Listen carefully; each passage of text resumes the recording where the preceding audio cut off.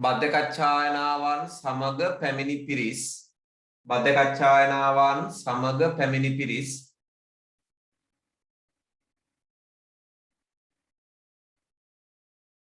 පැමිණි පිරිස්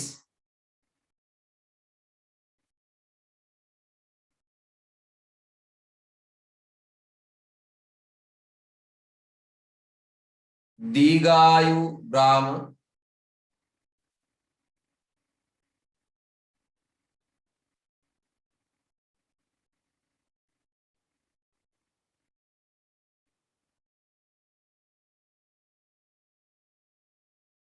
සහපව කියන්නකෝ. බද්ධකච්ඡායනාවන් සමග පැමිණි පිරිස් දීඝායු ග්‍රාම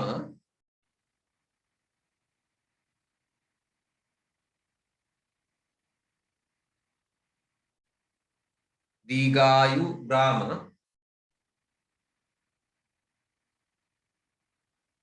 රෝහණ ග්‍රාම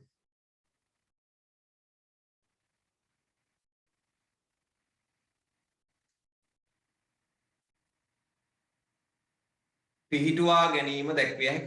පිහිටුවා ගැනීම දැක්විය හැක.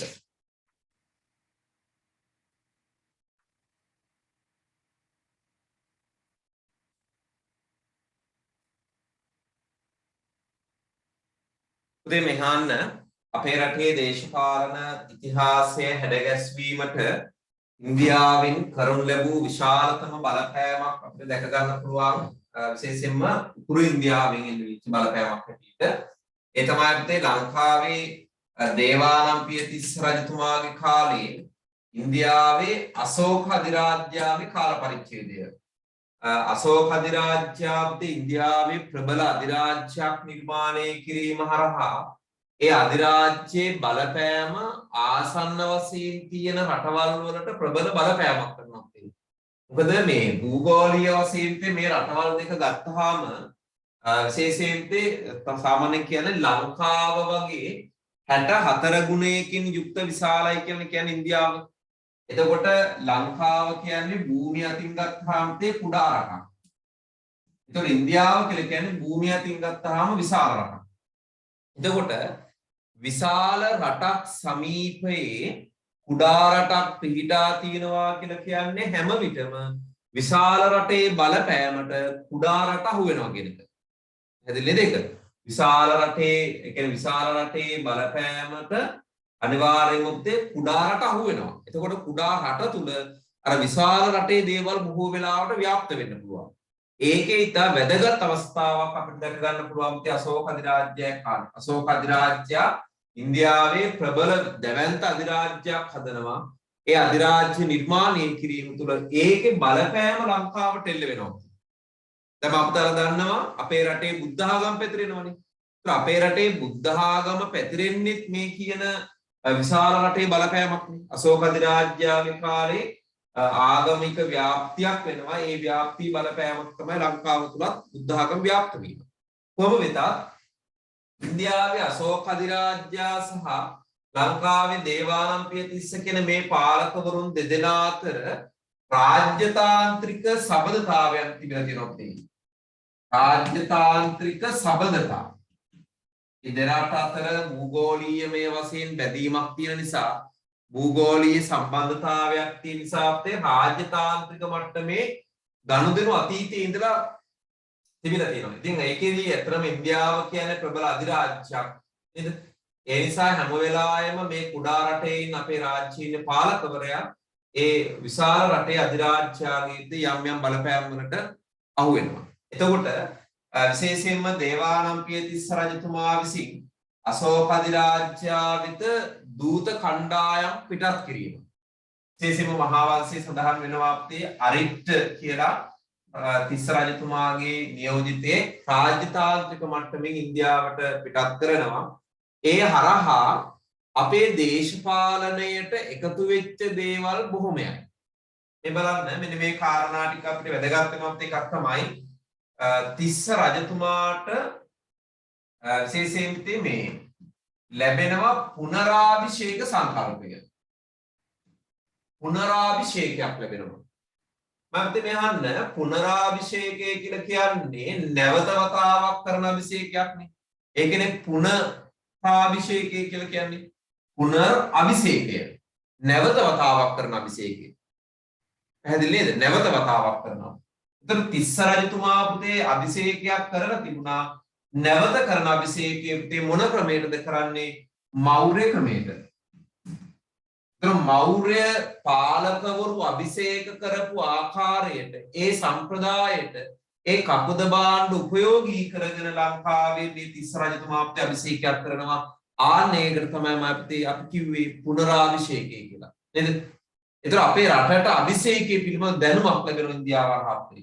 ඇත්තටම අපේ රටේ මේ වෙනකොට එහෙම හොඳ පාලකවරුන්ට මේ අභිෂේකයේ පිළිබඳව එහෙම ලොකු සංකල්පයක් තිබුණේ නැහැ. ඒ නිසා මේ ඉන්දියානු බලපෑමෙන් තමයි ලංකාවේ දේශපාලනයටම අපිට මොකක්ද අභිෂේකය ලැබෙන්නේ. ඒ මොන අභිෂේකයේද? මෞර්ය අභිෂේකය ලැබෙනවා. හරිද? එතකොට තිස්ස රජතුමාගෙන් පසුව බලයටපත් වෙච්ච පාලකවරුන් පවා අපේ මෞර්ය ක්‍රමයට තමයි මේ අභිෂේකයන් පවත්වලා තියෙන්නේ. හැදෙන්නේද? ඊළඟට මේ අභිෂේකයත් එක මාත්තාලා දන්නවා මේ කාරණාව තමයි අපේ රජතුමාට උපාධි නාමයක් ලැබෙනවා තියෙන්නේ.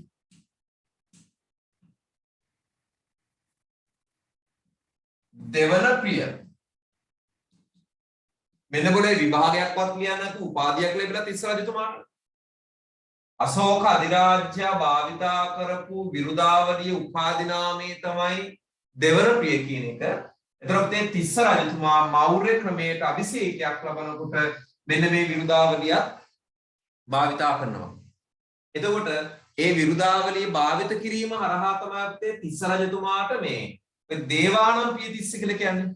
දෙවන ප්‍රිය කියලා කියන්නේ මේක විරුදාවලියක්. ඒතර මෞර්යයන් භාවිතා කරපු විරුදාවලියක් අපේ රටේ භාවිතයට ගන්නවා. හරිද?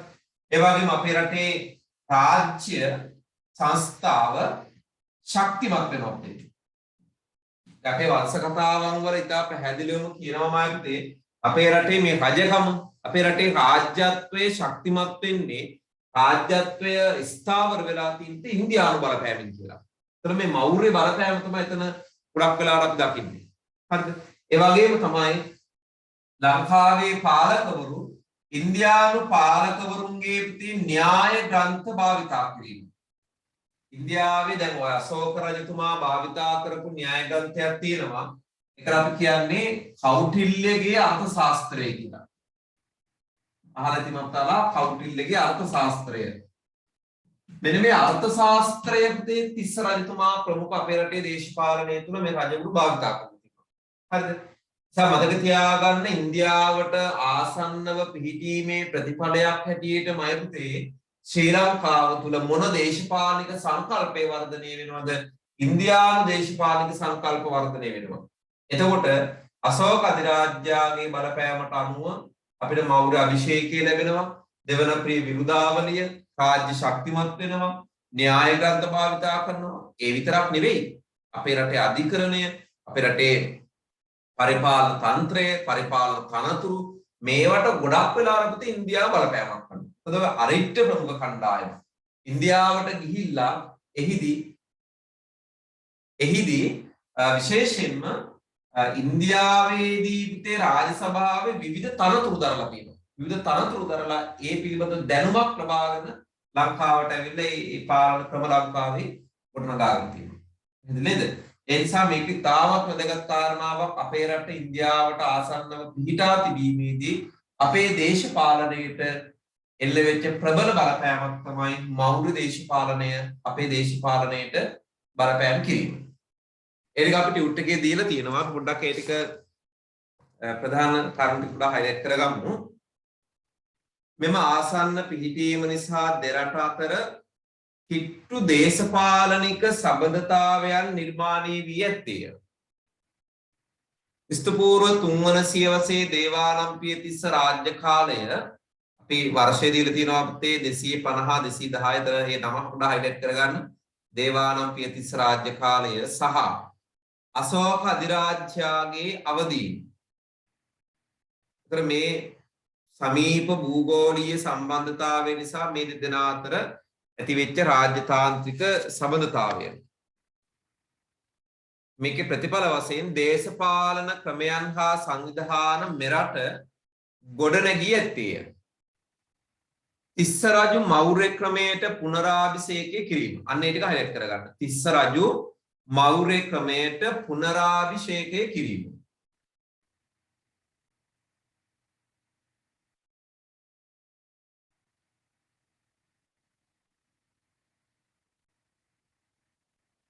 දේවානම් පිය යන උපපදේ භාවිතා කිරීම.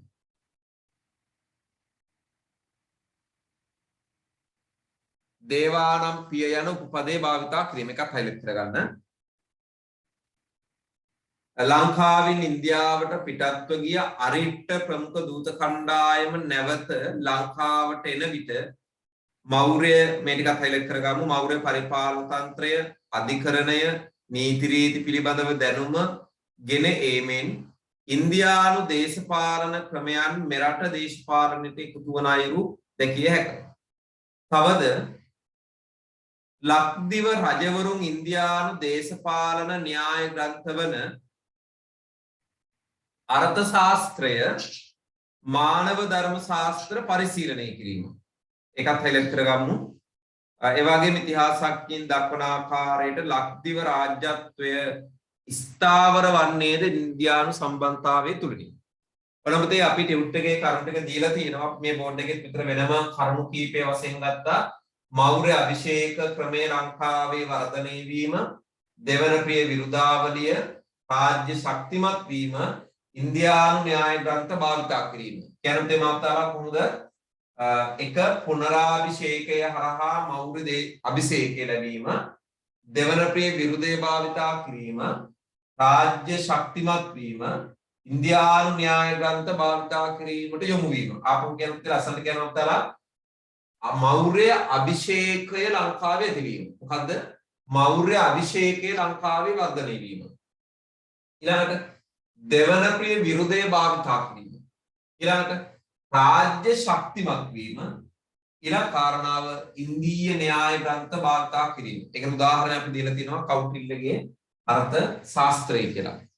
එතකොට ඔන්න බලපෑම් දෙකක් පිළිබඳව තමයි අපි කතා කරේ. එකක් තමයි එතකොට ආර්ය ජනාවාස වර්ධනය. අනිත් එක තමයි මෞර්ය දේශපාලනික අංග ලංකාවේ දේශපාලනයට එකතු වීම. කරුණු දෙකයි දැන්. ඊළඟට අපි දකින අනිත් සුවිශේෂීම ප්‍රධානතම දේශපාලනික බලපෑමක් පිළිබඳව වෙන කතා කරන්න යන්නේ. ඒ තමයි අපේ අනුරාධපුර යුගය පිළිබඳව. ඉතින් අපි අධ්‍යයනය කරනකොට ඒක දීර්ඝ ඉතිහාසයක් අනුරාධපුර යුගය කියලා කියන්නේ. මේ අනුරාධපුර යුගය තුල අපි දකිනවා අපේ රටට විශාල වශයෙන්ම මේ ඉන්දියානු ආක්‍රමණය ලැබලා තියෙනවා. දැන් බලන්න සේන බුද්ධිකගේ ආක්‍රමණයේ ඉඳලා විශේෂයෙන් චෝල ආක්‍රමණ දක්වා ආක්‍රමණ විශාල ප්‍රමාණයක් සේන බුද්ධික එලාර නේද? ඒ වගේම සප්තද්‍රවිඩ ආක්‍රමණ, හරිකාල චෝල, ඒ වගේම තේ ශද්‍රවිඩ ආක්‍රමණ, ශ්‍රීමාර්ෂී වල්ලභය, පළවන පරන්තක නේද? පළවන රාජරාජ, කාජේන්ද්‍ර මේ වගේ ආක්‍රමණ විශාල ප්‍රමාණයක් එල්ල වෙනවා අනුරාධපුරේ. මේ ආක්‍රමණිකයෝ ගොඩ දෙනෙක් කොහෙද? දකුණු ඉන්දියාව නියෝජනය කරපු අය. හරිද? ඒ කියන්නේ දකුණු ඉන්දියාව තුල යම් කිසි දේශපාලනික බලවර්ධනයක් ඇති කරගත්තාම මම ඒක කණ්ඩායමක්. ඒ කණ්ඩායම දකුණට තමයි බල ව්‍යාප්තිය කරන්නේ. මේ බලන්න දැන් අපි කියමුකෝ මෙතන තේ චෝල අධිරාජ්‍ය වර්ධනය වෙනවයි කියලා. චෝල අධිරාජ්‍ය මෙතන වර්ධනය වුණාම එයා බලන්නේ උතුරට බල ව්‍යාප්තිය කරනවට වඩා මෙතන දකුණු පැත්තට බල ව්‍යාප්තියක් කරන්න. ඉතින් එන්නේ ඒ වගේ ප්‍රතිඵල හැටියට ඒ දකුණු ඉන්දියානු දේශපාලනික බලවර්ධනයන් වල ප්‍රතිඵලයක් හැටියට මම අපේ රටට විශේෂයෙන්ම දකුණු ඉන්දියානු ආක්‍රමණ ගොඩක් එල්ල වෙනවා. මොකද යාලා බැලුවේ ලංකාව ආක්‍රමණය කරලා ලංකාව යටත් කරගෙන ලංකාව ඔවුන්ගේ ප්‍රාන්ත රාජ්‍යයක් වරපත් කරගන්න. එතකොට ඉන්දියානුවන් දකුණු ඉන්දියානුවේ ආක්‍රමණිකයෝ නිතරම අපේ රට ගැන ඒ විදිහට හිතන්න. අපේ රට පිළිබඳව ආක්‍රමණශීලී ප්‍රතිපත්තියක් අනුගමනය කරන්න ප්‍රබල හේතුව වුණේ ඔවුන්ට ළඟම රටනේ පුතේ. නේද? ඉන්දියාවට දකුණු ඉන්දියානු මේ පාලකවරුන් ළඟම රට ලංකාව. ඒ නිසා භූගෝලීය පිහිටීම. ඉන්දියාවට ආසන්නව විශේෂයෙන්ම දකුණු ඉන්දියාවට වඩාත් සමීපව ශ්‍රී ලංකාව පිහිටා තියෙන නිසා ශ්‍රී ලංකාව අනුරාධපුරයට නිතර දකුණු ඉන්දියා ආක්‍රමණ එල්ල වෙනවා. අනික මේ ආක්‍රමණ එල්ල වෙන විදිහ මෙන්න මෙහෙමයි. දැන් මෙතන අනුරාධපුරේනේ. මෙතන තියෙනවා අපේ වරාය මහාතිත්ත වරාය. එතකොට මෙතන ඉන්න මේ කලාපයේ ඉන්න ආක්‍රමණිකයින්ට අනුරාධපුරයට පහර දෙන්න පුළුවන් ළඟම මාර්ගය තමයි අපිට මේ මහාතිත්තට ගැහුවා. මහාතිත්තය අල්ලගත්තාම මෙතනින් අනුරාධපුරයට පහර දෙන්න කෙලෙසි. ඒ කියන්නේ කෙටිම මාර්ගය තමයි මේ භූගෝලීය වශයෙන් ගත්තාම. ඒ නිසා මේ ඔස්සේ තමයි මහාතිත්ත වරාය හරහා තමයි අනුරාධපුරයට වැඩිම ආක්‍රමණ ප්‍රමාණයක් එල්ල වෙන්නේ. පැහැදිලිද පුතේ? මොකද ඔවුන්ට භූගෝලීය වශයෙන් ළඟයි එතන. නේද? ඒ නිසා ඉන්දියාව ශ්‍රී දකුණු ඉන්දියාවට වඩාත් සමීපව පිහිටා තිබීමේ ප්‍රතිඵලයක් හැටියට විශේෂයෙන් මොකක් වෙනවද? දකුණු ඉන්දීය ආක්‍රමණ එල්ලවීම. අන්න මතක තියාගන්න අපිට උදාහරණ මොනවද? සේනගුත්තික, එලාර, සප්තද්‍රවිඩ, ඊළඟට පාණ්ඩ්‍ය, චෝල. මේ ආක්‍රමණ කීපයක්. ඊළඟට මොනවද? සේනගුත්තික, එලාර, සප්තද්‍රවිඩ, පාණ්ඩ්‍ය, චෝල. හයියෙන් කියන මම තා ලස්සනට සේනගුත්තික, එලාර, සප්තද්‍රවිඩ, පාණ්ඩ්‍ය, චෝල ආක්‍රමණ. අය කියන්නේ සේනගුත්තිකගේ ආක්‍රමණය, එලාරගේ ආක්‍රමණය, සප්තද්‍රවිඩ ආක්‍රමණ, පාණ්ඩ්‍ය ආක්‍රමණ, චෝල ආක්‍රමණ. මේ ආක්‍රමණ අපේ ඉතිහාසයට සෑහෙන බලපෑමක් කරනවානේ. ඒකනේ අපිට මේක විශේෂම දේ. මොකද මේ ආක්‍රමණ හරහා අපේ විශේෂයෙන්ම ලංකාව තුල ගොඩනැගෙනවා අපේ ද්‍රවිඩ පාලනයක්. මොකද මේ සමහර අය ලංකාව පාලනය කරනවානේ. දැන් එලාර අවුරුදු 44ක් පාලනය කරනවා. නේද? සප්තද්‍රවිඩ අවුරුදු 14ක්. චෝලය අවුරුදු 53ක් පමණ පාලනය. ඒතර මේ රටේ අනුරාධපුරය ඇතුළු මේ රජරට කලාපයේ ද්‍රවිඩ පාලනයක් හැදෙනවා. හරි. එතකොට ද්‍රවිඩ ජන සමාජයක් ලංකාව වර්ධනය වෙනවා. ඊළඟට ඔවුන්ගේ ප්‍රධාන ආගම වන හින්දු ආගම ලංකාව වර්ධනය. දැන් චෝල ආක්‍රමණවල ප්‍රබලම බලපෑම තමයි මයපුතේ හින්දු ආගම.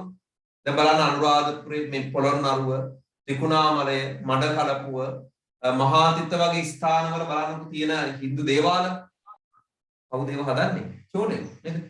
දැන් ත්‍රිකුණාමලය අපිට හමු වෙනවා කෝණේශ්වර නේද? චෝලයන් විසින් හදපු හින්දු කෝවිලක්. ඒතර අපේ රටේ මේ සංස්කෘතියට මේ හින්දු ආගම ඇත්තටම වඩාත් ප්‍රබල විදිහට එකතු වෙලා මේක වර්ධනය වෙන්න මේ ආක්‍රමණ බලපාවතියි. මොකද මොවුන් කාලයක් මේ රට පාලනය කරනකොට ඔවුන්ගේ ආගම් මේ රටේ ව්‍යාප්ත කරනවා. එතකොට සංස්කෘතිය නේද? දැන් ඔය කලාව ගෘහ නිර්මාණ ශිල්පයේ සම්බන්ධයෙන් ගත්තාම පුතේ ඒ ගොඩාක් වෙලාවට ද්‍රවිඩ කලා කෘති ඒ කලා සම්ප්‍රදාය ගෘහ නිර්මාණ සම්ප්‍රදායන් අපේ ඉතිහාසයට එකතු වෙනවා. දැන් පොළොන්නරුවේ හමු වෙනවා සිව දේවාල, ඒ ගෘහ නිර්මාණ, ඒ වගේම ප්‍රතිමා, කැටයම් නේද? ඒ නිසා ලොකු බලපෑමක් පුතේ මේ ආක්‍රමණ අපේ ඉතිහාසයට සිදු කරලා තියෙනවා. දකුණු ඉන්දියාවෙන් ගොඩක් වෙලාවට මේ ද්‍රවිඩ බලපෑම් ලංකාව තුළ වර්ධනය වෙලා තියෙන ඇත්තටම මේ පිහිටීමේ ප්‍රතිඵලයක් හැටියට. ඒක හොඳට මතක තියාගන්න. මොකද අපේ රට ඇත්තටම ද්‍රවිඩ නිජබිමක් නෙමෙයිනේ. අපේ රට තුළ මේ දෙමළ සංස්කෘතිය, මේ දෙමළ ජනගහනය නේද? ඔවුන්ගේ භාෂාව, ඔවුන්ගේ සංස්කෘතිය, ඔවුන්ගේ සිරිත් පිරිත් අපේ රටේ වර්ධනය වුණේ නිතර දකුණු ඉන්දියාවේ මිනිස්සු ආපු නිසා මේ රටට. ආක්‍රමණකයේ හැටියට විශාල පිරිසක් ඇවිල්ලා මේ පාලනයන් ගොඩනගලා ඒ හරහා මේ දේවල් වර්ධනය වෙලා තියෙනවා. නේද? බලන්න එතකොට මේක අපි දීලා තියෙනවා ශ්‍රී ලංකාවේ පැරණි දේශපාලනික ඉතිහාසය තුළ විශේෂ ලක්ෂණයක් වූයේ නිරන්තර දකුණු ඉන්දියානු ආක්‍රමණ වලට ගොදුරු වීම. ඒක හයිලයිට් කරගන්න අපේ දකුණු ඉන්දියානු ආක්‍රමණ වලට ගොදුරු වීම කියන එක. දකුණු ඉන්දියානු ආක්‍රමණ වලට ගොදුරු වීම. දකුණු ඉන්දියානු ආක්‍රමණ වලට ගොදුරු වීම. මෙහිදී වැඩි වශයෙන්ම අනුරාධපුරයට ආක්‍රමණ එල්ල වූ බවක් දක්නට ලැබේ. අනුරාධපුරයට ආසන්නව පිහිටා ඇති මහාතිත්තවරාය දකුණු ඉන්දියාවට සමීපව පිහිටා තිබීම. අනේ කොට ඒ වාක්‍යන වැදගත් ඒක හයිලයිට් කරගමු. අනුරාධපුරයට ආසන්නව පිහිටා ඇති මහාතිත්තය දකුණු ඉන්දියාවට සමීපව පිහිටා තිබීම. ඉතින් ඒක ඒ භූගෝලීය සම්බන්ධතාවය ඒ නිසා තමයි දකුණු ඉන්දියානු දේශපාලනික බලවර්ධනයන් වලට අපේ ලංකාව ගොදුරුනේ. මොන ලියාගම් එහෙම උදාහරණ පහත ආක්‍රමණ දැක්විය හැක. සේන ගුත්තික ආක්‍රමණය යනතේ සේන ගුත්තික ආක්‍රමණය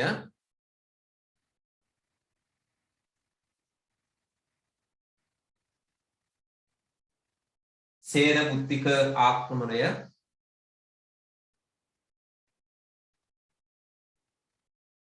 එලාර ආක්‍රමණය එලාර ආක්‍රමණය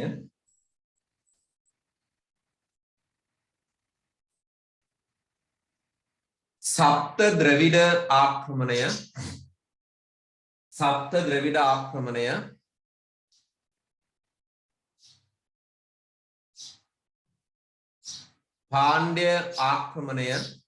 පාණ්ඩ්‍ය ආක්‍රමණය චෝල ආක්‍රමණය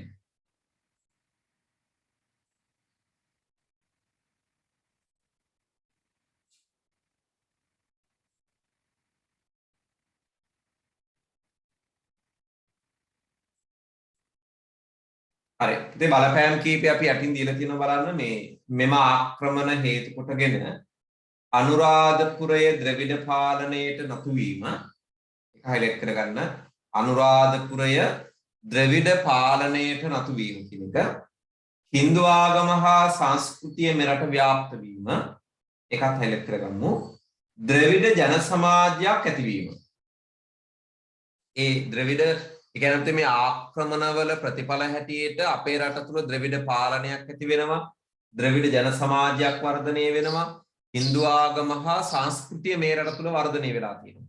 ඒතර බලන්න කොච්චර බලපෑමක් කරනවද කියලා මේ භූගෝලීය සමීපතාවය නේද? ඒතර මේ අතරින් ලොකුම බලපෑමක් අපිට එල්ල කරන්න ඇත්තටම මේ 1017 දී පමණ ලංකාවට එල්ලවන මෙන්න මේ චෝල ආක්‍රමණය. ඒක තමයි ලොකුම බලපෑමක් කරලා තියෙන්නේ. මොකද අවුරුදු 53ක් මොවුන් අපේ රට පාලනය කරලා තියෙනවා. ඉතින් මේ පාලනයේ හේතු කොටකට ලොකු බලපෑමක් අපේ ඉතිහාසය තුල සිද්ධ වෙනවා. එයාලගේ කාලවල තමයි ඔය දේවාල පද්ධතීන් ටිකේම හැදෙන්නේ කෝණේශ්වරන් එහෙම දේවාල හැදෙන්නේ ඔවුන්ගේ පාලන කාලවල. ඊළඟට තව කාරණයක් අපි බලමු. ඒ තමයි දැන් දකුණු ඉන්දියාවෙන් ලංකාව ආක්‍රමණය කරා වගේම ලංකාවෙත් සමහර පාලකවරු අපි දකිනවා ඉන්දියාව ආක්‍රමණය කරනවා. ලංකාවේ පාලකවරු ඉන්දියාව ආක්‍රමණය කරපු අවස්ථා තියෙනවා. ඒතර ඒකටත් මේ භූගෝලීය පිහිටීම තමයි බලපාලා තියෙන්නේ. හරිද නේද? ඒ කියන්නේ ආසන්න වශයෙන් පිහිටා තිබීම නිසා අපිට ප්‍රහාර එල්ල වුණා වගේම අපි පහර දෙනවා අපිට ඉන්දියාවට. එහෙම අවස්ථා කීපයක් තියෙන ලංකා ඉතිහාසයේ. නේද? ඒ අනුව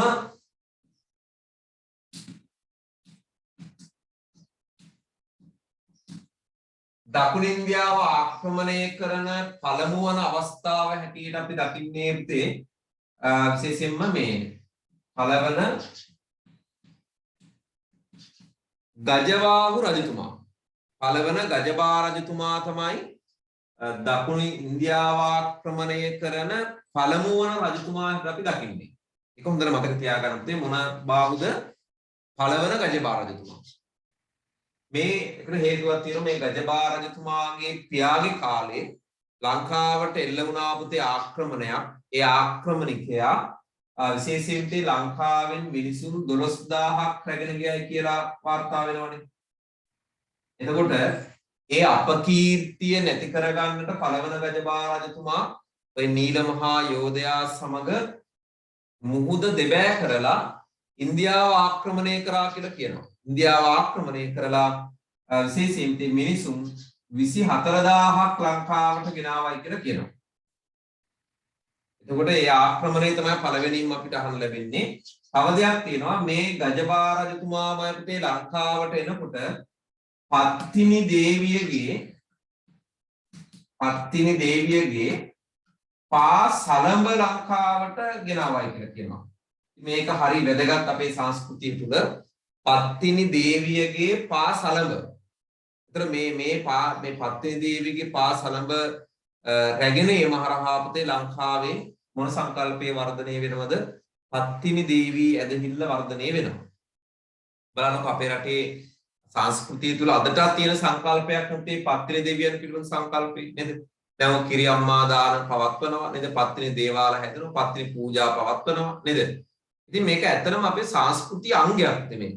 ඒතර මේක අපේ සංස්කෘතියට එකතු වුණේ මේ අංගය පළවන ගජබා රජතුමා ඉන්දියාව ආක්‍රමණය කිරීම හරහා. දකුණු ඉන්දියාව ආක්‍රමණය කළා. ඒ දකුණු ඉන්දියාව පාලකයාගෙන් මේ පාසලඹ ගෙනාවයි කියලා කියනවා පත්තිනි දේවියගේ. ඒක තැන්පත් කරලා තමයි පත්තිනි දේවාලය හදන්නේ. ඒතර ලංකාවේ දැනට තියෙන ප්‍රධානතම පත්තිනි දේවාලය පිහිටලා තියෙන්නේ කොහෙද? නවගමුවේ. නවගමුවේ පත්තිනි දේවාලය කියලා කියන එක තමයි ප්‍රධානතම පත්තිනි දේවාලය. ඒතර මේ පාලකයා විතරක් නෙමෙයි පුතේ. තව අපිට හමු වෙනවා විශේෂයෙන් දෙවන සේන රජතුමා දකුණු ඉන්දියාව ආක්‍රමණය කරපු පාලකවරයෙක්. පළවන ගජබාහුට අමතරව කවුද? දෙවන සේන. ඊළඟ පොළොන්නරුවේදී හමු වෙනවා අපේ පළවන පරාක්‍රමබාහු. කෝට්ටේ යුගයේත් ඉන්නවා 6 වන පරාක්‍රමබාහු කියලා. මෙන්න මේ පාලකවරුන්ට දකුණු ඉන්දියාව ආක්‍රමණය කරපු පාලකවරු. කියන බලන්න කවුද? පළවන ගජබාහු, දෙවන සේන, පළවන පරාක්‍රමබාහු සහ 6 වන පරාක්‍රමබාහු. දකුණු ඉන්දියාව ආක්‍රමණය කරන සිංහල රජවරු කවුද? මත්තර කියන්නේ පළවන ගජබාහු, දෙවන සේන, පළවන පරාක්‍රමබාහු, 6 වන පරාක්‍රමබාහු. ආයි පාර කියන්නේ ලස්සනට පළවන ගජබාහු, දෙවන සේන, පළවන පරාක්‍රමබාහු, 6 වන පරාක්‍රමබාහු. ඒතර මේ ආක්‍රමණවලුත් බලපෑම් එල්ල වෙනවා. ඒකේ ප්‍රධාන උදාහරණය තමයි පත්තිනි දේවී ඇදහිල්ල ලංකාව තුළ වර්ධනය වීම. ත්‍යාගන උදාහරණ මේ තියෙනවා. ලංකාවේ පාලකවරුන් ඉන්දියාව ආක්‍රමණය කිරීමට පෙළඹුණේද මෙම පිහිටීම නිසා. උදාහරණ පළවන ගජබාහු රජු. උදාහරණ පළවන ගජබාහු රජු.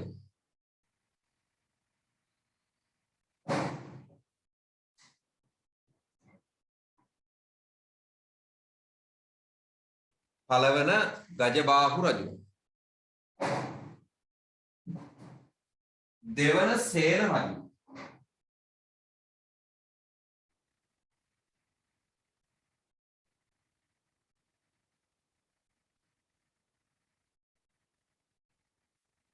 දෙවන සේන රජු. පළවන පරාක්‍රමබාහු රජු. පළවන පරාක්‍රමබාහු රජු. පළවන පරාක්‍රමබාහු රජු. පළවන පරාක්‍රමබාහු රජු.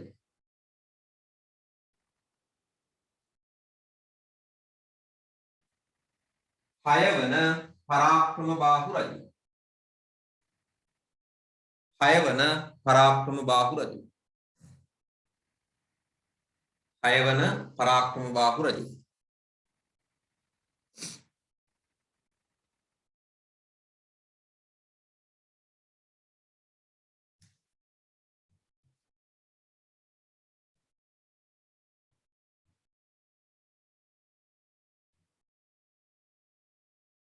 ඊට පස්සේ මෙතන අර මේකත් පොඩ්ඩක් highlight කරගන්න. පත්තිනි දේවියගේ පත්තිනි දේවිය ඇදහිල්ල ආරම්භ වීම ඒක පොඩ්ඩක් highlight කරගන්න.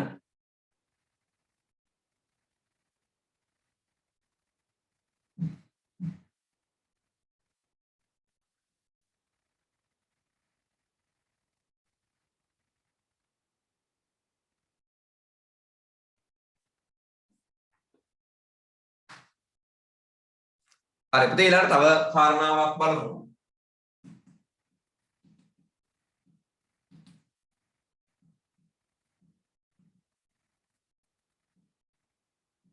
දකුණු ඉන්දියානු ආධාර ලබා ගැනීම. ලංකාවේ අභ්‍යන්තරික වශයෙන් ඇතැම් අවස්ථාවන් වලදී මේ අරගල ඇති වෙනවා. අපි කියන ඒවාට මේ සිවිල් අරගල කියලා කියන්නේ. ඒ කියන්නේ ඇතැම් වෙලාවට රාජ්‍යත්වයේ සඳහා කුමාරවරුන් අතර එහෙම නැත්නම් රජු සහ යුව රජවරුන් අතර ඒ වගේ ප්‍රශ්න ඇති වෙලා තියෙනවා අභ්‍යන්තරික ප්‍රශ්න. නේද? ඒ අභ්‍යන්තරික ප්‍රශ්නවලදී ඇතැම් පාර්ශව පරාජයටපත් වුණාම එයාලා කරන්නේ දකුණු ඉන්දියාවට පැනලා ගිහිල්ලා දකුණු ඉන්දියාවෙන් සේනාවක් අරගෙන ඇවිල්ලා ලංකාවේ බලය ලබා ගන්න එක. එතකොට ඇත්තටම ඒ බඳු කාරණාවකට යොමු වෙන්න අර මේ පිහිටීම ගොඩක් බලපානවා. ඒ කියන්නේ දැන් අපිට මොනවා හරි ප්‍රශ්නයක් ඇති වුණාම අපි මෙතනින් ඈත තියෙන රටකින් උදව් ලබා ගන්නවට වඩා ළඟ තියෙන රටෙන් තමයි උදව් ලබා ගන්නවා. නේද? දැන් අපේ ගෙදර මොකක් හරි ප්‍රශ්නයක් වුණාම අපි උදව් ගන්න ඉතින් අල්ලපු ගෙදරින්නේ. නේද? ඒ නිසා එතන හිතවත් තියාගන්න එපා. නේද? එතකොට ඇත්තට මෙතනදිත් අපි දකිනවා අපේ රට ඇතුලේ මොනවා හරි ප්‍රශ්න ඇති වුණාම ඉන්දියාවෙන් නිතර අපි ආධාර කියනවා. අපි ඉන්දියාවට පැනලා ගිහිල්ලා කාලයක් ඉන්දියාවේ නතර වෙලා ඊට පස්සේ සේනාංකයක් අරගෙන ලංකාවට ඇවිල්ලා බලය තහවුරු කරගන්නවා. එහෙම අවස්ථා තියෙනවා. එහෙම අවස්ථාවකට පළවෙනියෙන්ම අපිට උදාහරණයක් හමු වුණා. එහෙනම් පළවෙනියෙන්ම මේ කාරණාවලට අපිට අවස්ථාවක් උදා වෙලා තියෙන්නේ විශේෂයෙන්ම මෙන්න මේ රජතුමාගේ කාලේ. ඒ තමයි මේ ඉලනාග රජතුමාගේ කාලේ. මොන නාග රජතුමාද? ඉලනාග රජතුමා. මේ රජතුමාගේ කාලේ රාජ්‍යත්වයේ සඳහා ඇති වෙලා තියෙනවා වංශ දෙකක් අතර අරුබුදයක්. ඒකෙන් මේ රජතුමා පරාජයටපත් වෙලා දකුණු ඉන්දියාවට ගිහිල්ලා පැනලා ගිහිල්ලා සේනාවක් අරගෙන ඇවිල්ලා අපේ ලංකාවේ නැවත බලය තහවුරු කරගත්තා. ඒ නිසා ප්‍රථම වතාවට මෙරට ඇති වූ අභ්‍යන්තරික අරගලයකදී ඉන්දියාවෙන් ආධාර ගෙන්වා ගත්ත ලාංකීය රජතුමා වන්නේ යුත්තේ මොන රජතුමාද? කියන්නේ මම පුතාලා හයිය හොඳට කියන සද්දාලකට ඇරලා ඉලනාග රජතුමා. මොන නාගද පුතේ? ඉලනාග රජතුමා. මොන නාගද? ඉලනාග. ඉලනාග. මෙන්න මේ රජතුමා එතකොට විශේෂයෙන්ම ඉන්දියාවෙන් ආධාර සේනාංකයක් ගෙන්ව ගන්නවා. ඒ ගෙන්වගත් ආධාර සේනාංකය හඳුන්වන විශේෂ නමක් තියෙනවා අපේ ඉතිහාසයේ. ඒ නම තමයි මෙන්න මේ නම භාවිත කරනවා අගම්පඩි. අගම්පඩි හමුදාව කියලා කියන්නේ. මේ හමුදාවත් අර කුලියට තමයි ගේන්නේ. කුලිය හමුදාවක් ඇටියට. එතකොට විදේශීය කියන්නේ ඉන්දියානු ගෙන්නගත්ත ආධාර සේනාංකය හඳුන්වපු නාමය තමයි මොකක්ද? අගම්පඩි හමුදාව. හයියෙන් කියන්නේ මොන හමුදාවද? අගම්පඩි හමුදාව. ආයි පාරක් කියන්නේ මොන පඩිද? ඔව් අගම්පඩි. අගම්පඩි හමුදාව. ඒ කියන්නේ කුලියට කුලී ගෙවන්නේ අපි. අපේ රජතුමා කුලිය ගෙවන්න ඕනේ. එතකොට අගම්පඩි හමුදාවක් ගෙන්වා ගත්ත පළවන රජතුමා වන්නේ කවුද? ඉලනාග. ඊට අමතරව ඔයාලා දන්න සිද්ධියක් තියෙනවා. ඒ තමයි කාශ්‍යප මුගලන් අතර අරබුදයේදී මුගලන් ඉන්දියාවට පැනලා ගිහිල්ලා අපිට ආධාර සේනාවක් අරන් ඇවිල්ලා ලංකාවේ වෙනවා. එහෙම අවස්ථා වුණතරම් අපේ ඉතිහාසය තුළ අපිට දැක ගන්න පුළුවන්. ඒ නිසා මතක තියාගන්න අම්තාලා ඉන්දියානු ආධාර ලබා ගැනීම ලංකාවේ දේශපාලනයේ කරපු බලපෑමක්. අනික මේ හරහා පුතේ විශේෂයෙන් අපි දකින දෙයක් තමයි මේ ලංකාවට ආපු ඉන්දියානු හමුදාව ඉන්නවනේ අගම්පඩියෝ. ඒතර මේ අය පුතේ ලංකාවේ ඊට පස්සේ ජීවත් වෙනවා නේද? ඔවුන්ට රාජ සභාවේ යම් තනතුරු දෙනවා. ඒතර මේ හරහා ලංකාවේ ද්‍රවිඩ ජන සමාජයකුත් වර්ධනය වෙනවා. ඔය දමිලාධිකාරී කියලා අපිට පොළොන්නර යුගයේදී පුතේ වෙනම පරිපාලන තනතුරක් පවාහන ලැබෙනවා දමිලාධිකාරී කියලා. ඒ දමිලාධිකාරී කියන්නේ ලංකාවේ හිටපු දෙමළ අය පිළිබඳව උත්තේ ක්‍රියා කරන නිලධාරී. ඉතින් මේ විදිහට මේකෙත් අපේ ඉතිහාසයේ බලපෑම එල්ල කරලා තියෙනවා. බලන්න එක මෙන්න මේක highlight කරගන්න තියෙන්නේ ලක්දිව සිවිල් අරගල ඇති වූ අවස්ථාවන්හි පරාජයටපත් වූවන් දකුණු ඉන්දියාවේ ආධාර ලබා ගැනීම. මෙලෙස උපකාර ලබාගත් ප්‍රථම රජු වශයෙන් සැලකෙන්නේ අපිට කවුද එතකොට? අපි මේ හිස්තන් ලියා ගන්න මොකද? ඉලනාග කියන වචනේ.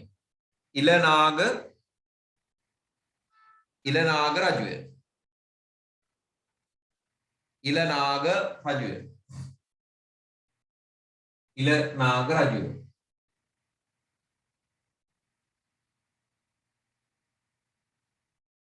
මිට අමතරව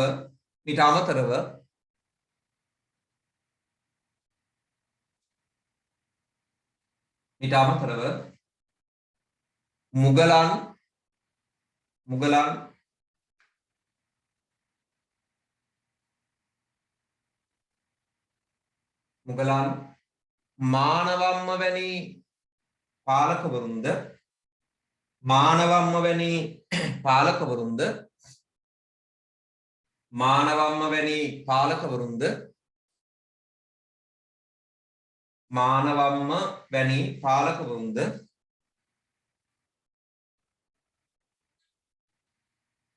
මානවම්ම වැනි පාලකවරුන්ද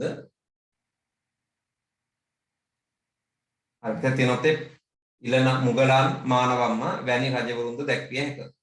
ආධාර වශයෙන් ගෙන්වාගත් හමුදාව එතන ලියා ගන්න අගම්පඩි කියන වචනේ. අගම්පඩි සේනාව වශයෙන් හැඳින්වේ. මේ හරහා ලංකාවේ ද්‍රවිඩ බලය වර්ධනය වන අයුරු දැකගත් පරිපාලන ක්ෂේත්‍රයේ දමිලාධිකාරී වෙන නිලධාරීන් සේවය කිරීමෙන් පැහැදිලි කරගත හැකිය. ඒකත් ඔය දමිලාධිකාරී කියන වචනට මේ වගේ තනතුරු පවා මේ රටේ පුතේ ඇති කරන්නට හේතු උනේ මේ රටේ දේශපාලනය තුළ මේවා නිසා මේ දෙමළ බලය වර්ධනය වෙලා තියෙන නිසා තේ. හරි දෙමළ බලය වර්ධනීය තත්වයට පත් වෙලා තිබිච්ච නිසා. ඊළඟට මේ සර රජවරුට කියන්න ඕන. ආධාරගෙන ගත රජවරු දෙන්නයි නේද? තුන් දෙනයි. මීට අමතරව මුගලන් සහ මානවම්ම වැනි රජවරු දෙන්න විතරක් කිව්වේ මුගලන් සහ මානවම්ම. හරි නේද? හරි සර්. දැන් මේකේ මේ අපේ පාලකවරු ඉන්දියාවෙන් ආධාර ලබාගත්ත වගේම ඉන්දියානු පාලකවරුත් ලංකාවෙන් ආධාර ලබාගත් අවස්ථා තියෙනවා. දේශපාලනික වශයෙන් දෙරට අතර තියෙන මේ විශේෂයෙන් තේ භූගෝලීය හිතවත්කම නිසා දෙරට අතර හිම ආධාර සේනාවක් උමාව කරගන්නවා. දැන් දකුණු ඉන්දියාවේ දේශපාලනික අර්බුද නිර්මාණය වෙච්ච අවස්ථාවන් වලදී ඇතැම් අය ලංකාවෙන් උදව් ගෙන ගිහිල්ලා තියෙනවා. අපිට උදාහරණ වශයෙන් ගන්න පුළුවන් දකුණු ඉන්දියාවේ ඇති වුණා පුතේ මේ පාණ්ඩේ සහ චෝල අරගලය. මේ පාණ්ඩේ චෝල අරගලයේදී පාණ්ඩේ රජ කෙනෙක් දෙවන රාජසිංහ මාරවර්මන් මෙන්න මේ දෙවන රාජසිංහ මාරවර්මන්ට ලංකාවෙන් උදව් රැගෙන ගිය බවට අපේ වංශ කතාවන් වල සඳහන් වෙලා තියෙනවා. ඔවුන් ලංකාවට පවා අන්තිමේදී පුතේ මොහු පරාජයටපත් වෙලා පැනලා ආවයි කියලා තමයි කියන්නේ. ඒ නිසා ලංකාවෙන් උදව් රැගෙන ගියාම මෙහිදී විශේෂයෙන් අපි සඳහන් කළ යුතු කාරණාවක්. ඒක අපි එක උදාහරණයක් ලියා ගන්න තියෙන්නේ ලක්දිව පාලකවරුන් මැදිහත් වීම සහ දකුණු ඉන්දියානු අරගලවලදී පරාජයට පත් වූවන්